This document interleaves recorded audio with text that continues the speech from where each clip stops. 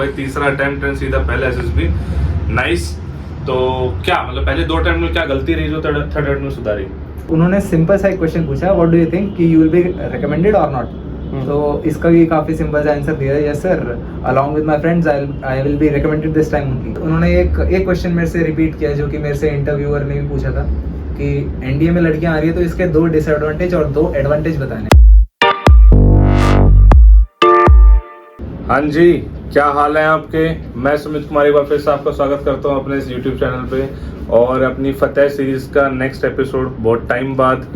तो अलग अलग आप देख रहे हो बैकग्राउंड अलग अलग। इस बार हम अपने ऑफलाइन सेंटर से कर रहे हैं and we have Hemant Yadav with us. Hemant का मैंने कम्युनिटी पोस्ट भी नहीं डाला बिकॉज भाई ने बहुत स्ट्रगल फेस करी है इन टर्म्स ऑफ मेडिकल, तो इसलिए कम्युनिटी पोस्ट हम डाल नहीं पाए, तो डायरेक्ट हम इंटरव्यू ही कर रहे हैं। तो सबसे पहले तो Hemant welcome on Fateh series. Thank you sir. तो हेमंत वो बच्चा है जिसने लगातार मेहनत करी है और उस डायरेक्शन में मेहनत करी है जैसे हमने उसको बोला करने को, मतलब कोई डायरेक्शन इधर उधर नहीं भटका। ठीक है, तो हेमंत सबसे पहले तो थोड़ा सा अपने बारे में बताओ एंड फिर हम थोड़ा स्टेप बाय स्टेप चलते हैं कि कैसे विल टेल स्टूडेंट्स की कैसे तैयारी करनी है। Hello everyone, my name is Hemant Kumar Yadav and I got recommended from 14 SSB Allahabad on 25 March 2022। और डेट भी याद है लड़के मैं को। आर्मी के लिए रिकमेंड हुआ हूँ। और अगर बेसिकली एसएसबी के लिए बात करें तो 71 की हमारी रिपोर्टिंग थी, 20 got screen in and we 5 got recommended. अच्छा, सिर्फ 5 बच्चे रिकमेंड 71 में से? Yes sir. चलो भाई, ओके। तो प्रोसेस एक बार स्टेप बाय स्टेप चलते हैं। मैं बहुत ज़्यादा नहीं, ब्रीफ में मैं जानना चाहूँगा थोड़ा सा रिटर्न का, बाकी आपके मेडिकल की चीज़ों पे विल फोकस मोर। तो एक बार रिटर्न की ओवरऑल क्या अच्छा कौन सा अटेम्प्ट था? सर मेरा 3rd अटेम्प्ट था। अच्छा, थर्ड मैंने किया है। ओके। एंड पहले एसएसबी? पहले SSB, पहले एसएसबी। ओके, तो भाई तीसरा अटेम्प्ट एंड सीधा पहले एसएसबी। नाइस। तो क्या मतलब पहले 2 अटेम्प्ट में क्या गलती रही जो थर्ड अटेम्प्ट में सुधारी? सर पहले में तो मेरा मैथ्स का था। मैंने मैथ्स के लिए प्रिपेयर किया था बट मेरे को ये ऐसा था कि 11th क्लास के जो चैप्टर्स थे वो क्लियर नहीं थे। अच्छा। तो उसके लिए बाकी जीएटी उस टाइम पे ठीक ठाक कर रहा था, इंग्लिश भी ठीक थी, जीएस भी ठीक थी। तो उसके बाद फिर सेकंड अटेम्प्ट में मेरा जीएस बिगड़ गया, उसमें मैथ्स के लिए कर लिया। अच्छा, मैथ्स पे ज़्यादा फोकस दे दिया? मैथ्स पे ज़्यादा फोकस दे दिया और जीएस में लगभग सभी कुछ छोड़ दिया था, साइंस को छोड़ के। अच्छा। हिस्ट्री भी छोड़ दी, पॉलिटी छोड़ दी, जियोग्राफी छोड़ दी। Okay. सिर्फ इंग्लिश और साइंस किया था, वो भी इतना अच्छा नहीं किया था। Yes, sir। अच्छा, थर्ड अटेम्प्ट में दोनों करे फिर? थर्ड अटेम्प्ट में अच्छे से 6 महीने अच्छे से यूटिलाइज करे सर। ओके, तो भाई चलो देख लो, पहले में मैथ वीक, सेकंड में जीएटी वीकेंड। देखो पॉइंट इसकी आपको हार नहीं माननी, ठीक है? आप जैसे भी कर रहे हो, जो भी आपकी स्ट्रेटेजी है, आप जी हिस्ट्री ज़्यादा पढ़ना चाह रहे हो, लेकिन अल्टीमेटली करना इज़ इम्पोर्टेंट। आपको मतलब मैं ये नहीं बोलूँगा कि फेल होके सीखो, उससे पहले ही थोड़ा सा सीख लो, इन लोगों की गलतियों से सीख लो, ठीक है? ऐसा क्यों आपको सिचुएशन बनाने के 3 अटेम्प्ट तक जाना पड़ेगा? पहले में रिकमेंड हो जाओ, ठीक है? जर्नी भाई की बहुत इमोशनल है। पहले खुद ही अंकल जी यानी हेमंत के फादर ऑलरेडी आर्मी में है एंड मुझसे बहुत रिलेशन मतलब रिलेटेड है स्टोरी, क्योंकि इसके पापा भी आर्मी में भाई ड्राइवर की पोस्ट पे, मेरे पापा ड्राइवर पोस्ट पे, एंड मैं फील कर सकता हूँ वो इमोशन की उनके फादर क्या फील कर रहे होंगे आज के टाइम पे कि जी मतलब बच्चा मतलब कहाँ वो गाड़ी चलाता है जिन ऑफिसर्स की, आज अगर उनका बच्चा उस लेवल पे पहुंच जाए तो मुझे लगता है इससे बड़ी अचीवमेंट कोई नहीं होगी। पापा के वो दिखती है खुशी पापा की? सर यहाँ पर जब आए थे तब मैं हर दिन देखता था, बाकी अभी तो चले गए हैं। बट अभी भी है, बहुत ज्यादा खुश है। ऑफिसर सामने से अप्रोच कर रहे हैं, बात कर रहे हैं, तो वो खुशी मेरे को भी है। मैं वही कह रहा हूँ, ये इससे बड़ी अचीवमेंट कुछ हो नहीं सकती एक पेरेंट की लाइफ में कि उनका बच्चा इस तरह उन्हीं की फील्ड में उन्हीं को ऑफिसर बन के आ जाना, इससे ज्यादा कुछ मतलब मैं बता रहा हूँ कोई बड़ी बात नहीं हो सकती। तो चलो दीज थिंग्स अपार्ट, ये हर बच्चे की एक मोटिवेशनल कहानी होती है, तो जी आपकी भी कुछ ना कुछ ऐसे मोटिवेशनल कहानी बनेगी। So now let's come to SSB थोड़ा सा, कि एसएसबी भी एक ओवरऑल ब्रीफ करो कि कैसे था एसएसबी का प्रोसेस एंड क्या? एसएसबी में जो हमारा फर्स्ट डे होता है स्क्रीनिंग में, उसमें पीपीडीटी में काफ़ी सिंपल सी पिक्चर दिखाई गई थी और जो हमारा ग्रुप था उसमें लगभग सभी ने सेम स्टोरी बनाई थी। और जो 4 मिनट मिलते हैं स्टोरी लिखने के लिए, उसमें मैंने अपना अच्छा सा मतलब खाली दिमाग रख के और बिल्कुल अच्छी से अच्छी स्टोरी जो मेरे को आ रही थी वो मैंने लिखी। उसके बाद जो 1 मिनट मिलता है नरेशन के लिए, उसमें मेरा नरेशन बहुत कॉन्फिडेंट था और क्योंकि मेरे को मेरी स्टोरी काफ़ी अच्छी लग रही थी रियली। और जीडी में बात करें तो फिर मैंने काफ़ी अच्छे से मतलब कंस्ट्रक्टिव पॉइंट दिए थे विद लॉजिकल पॉइंट्स, तो जीडी मेरा काफ़ी अच्छा गया था।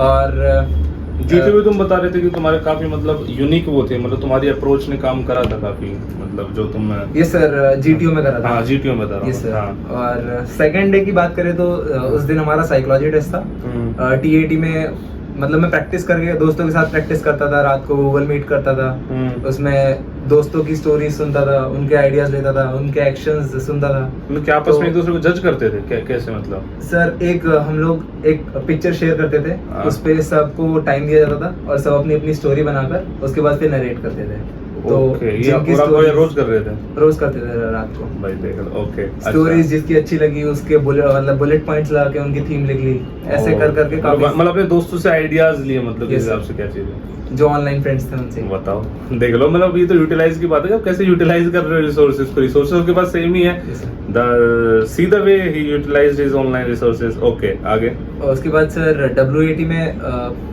जो 60 वो आते हैं वर्ड्स आते हैं, उसमें मैंने काफ़ी इम्प्रेसिव सेंटेंसेस भी लिखे थे।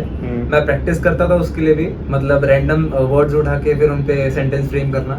उसके बाद वो भी काफ़ी हेल्पफुल था क्योंकि काफ़ी जो वर्ड्स आए थे उसमें SSB में वो मैंने पहले कुछ पहले भी करे हुए थे, तो उन्हें मेरे को ज़्यादा सोचना नहीं पड़ा। WAT में फिर 60 करने के बाद फिर SRT पे आते, तो SRT मेरी थोड़ी कम हुई थी, 35 मैंने SRT अटेम्प्ट करी थी, बट मैंने क्वालिटी के साथ कॉम्प्रोमाइज़ नहीं किया था। हाँ, भले ही उसके बाद मेरे को लग रहा था कि इसका रिजेक्शन का थोड़ा हो सकता है इसकी वजह से, बट ठीक है, वो 35 भी कुछ ज़्यादा बेकार अमाउंट नहीं है, बट ठीक है अगर तुम्हारी क्वालिटी जितना करा मतलब अच्छी आपने क्वालिटी पूरी मेंटेन कर। मैंने क्रिस्प लिखे थे और काफ़ी अच्छे रिस्पॉन्सेज लिखे थे SRT में। ओके, चलो आगे बढ़ो। SD पे मैंने प्रिपेयर किया था, मतलब खुद से लिख के कि 15 मिनट में मैं पूरे 5 पैराग्राफ्स लिख दूं, तो मैंने इनके लिए अपनी राइटिंग स्पीड बढ़ाई थी। बाकी ओपिनियंस की बात है तो मैंने अपनी मैम से, क्लास टीचर मैम से, उनसे खुद अपना ओपिनियन मांगा था मैंने, क्योंकि टीचर का ओपिनियन थोड़ा बनाना वो थोड़ा मुश्किल भी हो जाता है। पेरेंट्स का हम बना लेते हैं, फ्रेंड्स का बना लेते हैं, खुद का तो हमें पता ही है, तो वो भी मैंने काफ़ी अच्छा लिखा था। एंड उसमें मैंने अपने नेगेटिव पॉइंट्स भी डाले थे, मैंने जो लगता है टीचर्स को मेरे और पेरेंट्स को, वो भी मैंने डाले थे। SD मेरा काफ़ी जेन्युइन था, ज़्यादा मतलब तारीफें भी नहीं करी थी, ज़्यादा नेगेटिव पॉइंट्स भी नहीं डाले थे, it was average, balance neutral था। हाँ। उसके बाद फिर आता है उसी दिन हमारा वो हो गया था, इंटरव्यू हो गया था मेरे ग्रुप में से फर्स्ट 5 लोगों का, तो 5th नंबर पे मैं ही था, मेरा चेस्ट नंबर 15 था। तो बोर्ड प्रेसिडेंट ने हमारा इंटरव्यू लिया था। उसके बाद वही 45 मिनट से 50 मिनट्स तक इंटरव्यू चला था। इंटरव्यूअर ने काफ़ी जगह ग्रिल किया, बट वो अगर तुम हर एक क्वेश्चन को स्माइल के साथ फिर उसको कन्फ्रंट करोगे तो ऐसे इंटरव्यू भी बहुत ईजी जाएगा।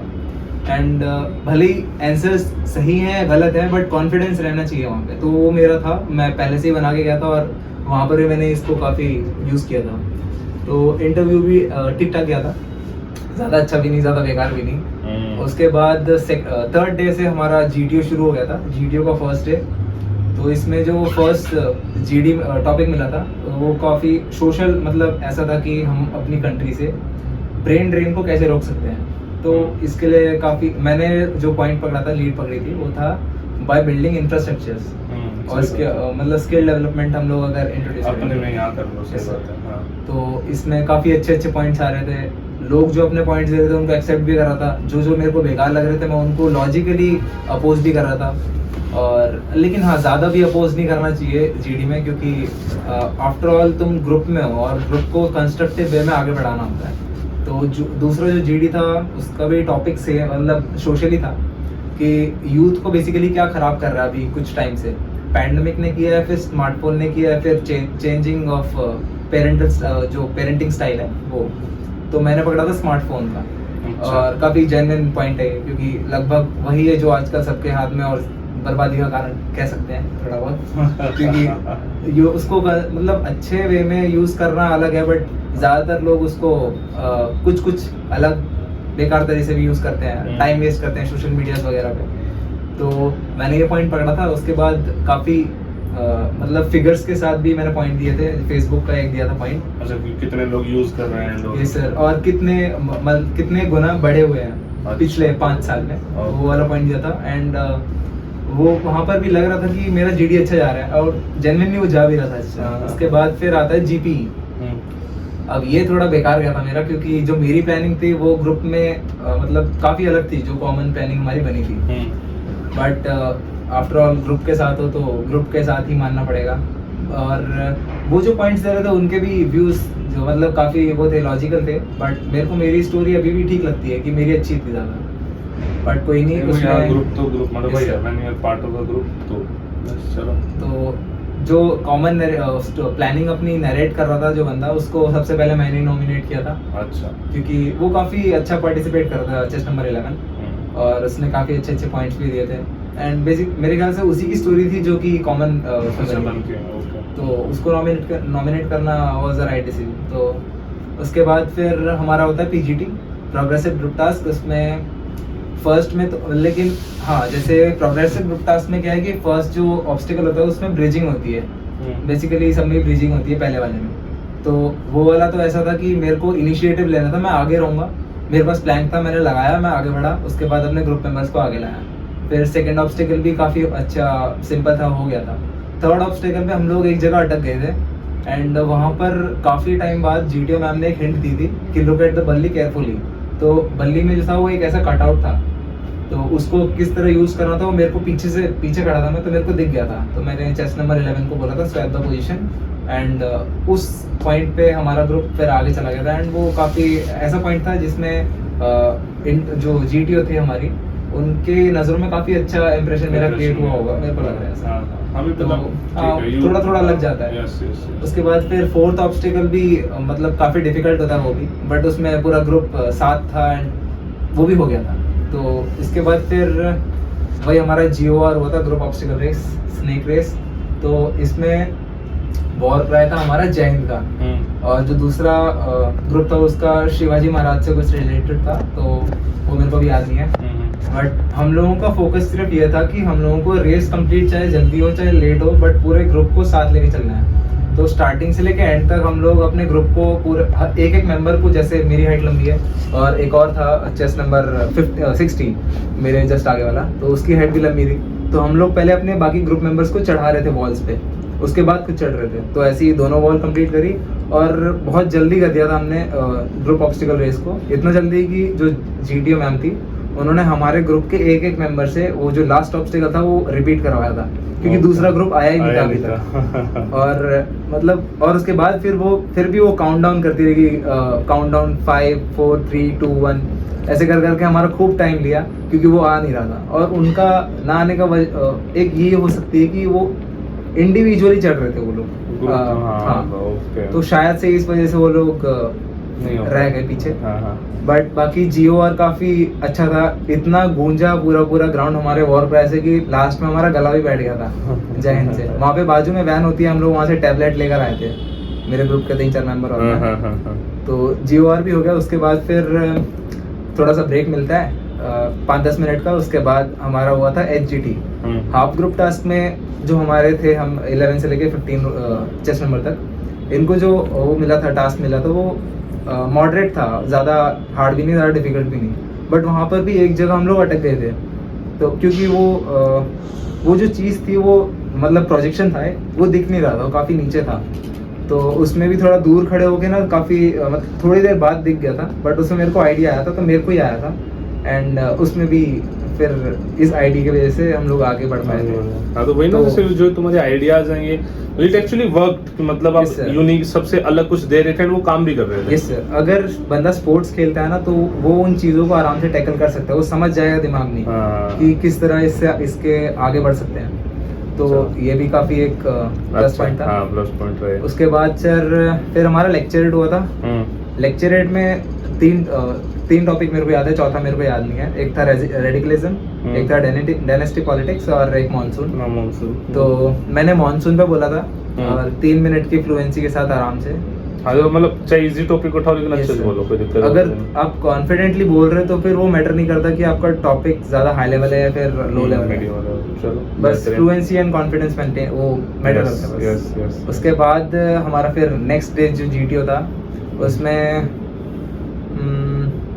पहले तो आईओ हुआ था, इंडिविजुअल ऑब्स्टिकल। उसमें जो जिगजैग होता है वो मैं कर नहीं पाया था, क्योंकि पता नहीं या शायद से मैं स्पीड में था इसलिए मेरा बैलेंस नहीं बना या क्या था, बट मैं वो बहुत ट्राई किया, मैंने 4 या फिर 5 बार ट्राई किया, बट मेरे से नहीं हुआ जिगजैग वाला। तो मेरे काउंट सिर्फ 9 ही ऑब्स्टिकल हुए, बट अगर वैसे इंडिविजुअली अगर गिना जाए तो मैंने 16 ऑब्स्टिकल करे थे। ओके, क्योंकि मेरे पास टाइम था तो मैं उसको ट्राई कर रहा था, बट वो हो ही नहीं रहा था। तो वो मैंने छोड़ दिया, उसके बाद टाइम हो गया। अब उसके बाद फिर फाइनल ग्रुप टास्क में ऐसा था कि जाना कैसे है ऑब्स्टिकल पे, वो तो बहुत सिंपल था, एक ब्रिज फटा लगा के और सबको एक बहुत बड़ा सा ट्रायंगल था उस पर खड़े हो जाना है। लेकिन लास्ट बंदे को कैसे लाना है फिनिशिंग लाइन पे, वो काफ़ी डिफिकल्ट था।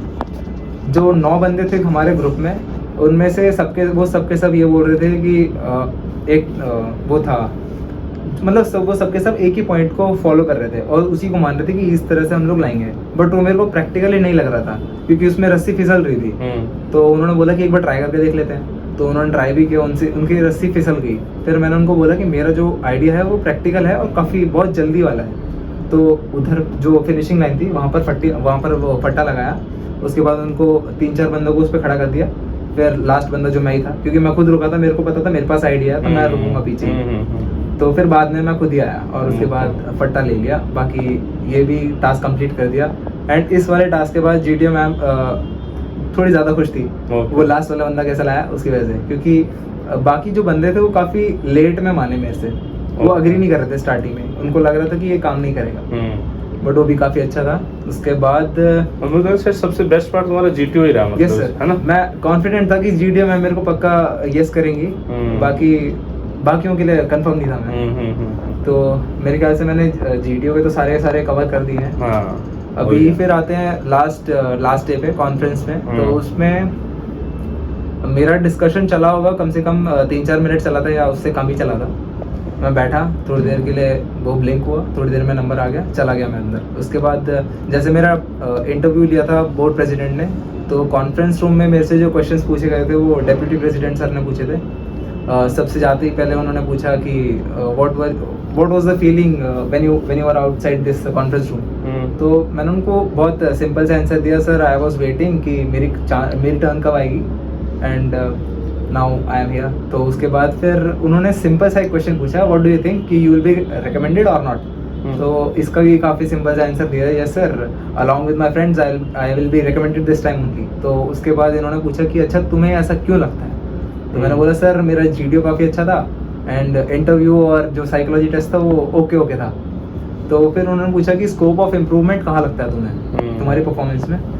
तो यहाँ पर थोड़ा कंफ्यूज हो गया था कि क्या बोलूँ। तो उसके बाद फिर जैसे इंटरव्यू में था तो मैंने कुछ क्वेश्चंस के आंसर गलत बता दिए थे। एक था टेक्निकल क्वेश्चन पूछा था कॉम्बैट आर्म्स का, तो वो मैंने बाद में गूगल कर लिया था, वो वाला मैंने बताया कि सर यहाँ पर मैंने 3-4 क्वेश्चन का गलत जवाब दे दिया था, वो मैंने वहाँ पे क्लियर करे।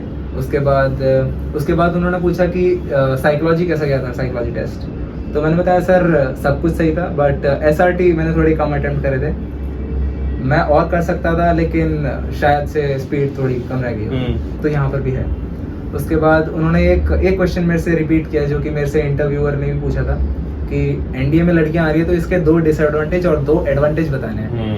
अब मैंने वहाँ पर इंटरव्यू में भी मैंने सिर्फ एडवांटेज बताए थे, तो डिसएडवांटेज मेरे को तब भी याद नहीं आ रहे थे। तो मैंने तब भी ये बोला सर कि डिसएडवांटेज एज ऑफ नाउ अभी तक तो मेरे को लगते नहीं है। तो फिर उन्होंने बोला okay now you may leave. Yes sir. देख लो भाई, काफ़ी डिटेल में भाई ने पूरा बताया। मैं तो इनफैक्ट इसको 2-3 वीडियो में डालूंगा, इतना डिटेल में, इतने डिटेल में सबसे याद नहीं मुझे किसने बताया भी हो। तो भाई ये हमने कंप्लीट जाना हेमंत से कि किस तरीके से एसएसबी का पूरा प्रोसेस था एंड ऑल, बहुत सारी चीज़ें। मैं सोच रहा हूँ कि एक डिटेल वीडियो इसी टाइप की मैं एक मेडिकल पे भी बना देता हूँ, तो आपको जल्दी वीडियो मिलेगी फिर मेडिकल में। ठीक है, चलो।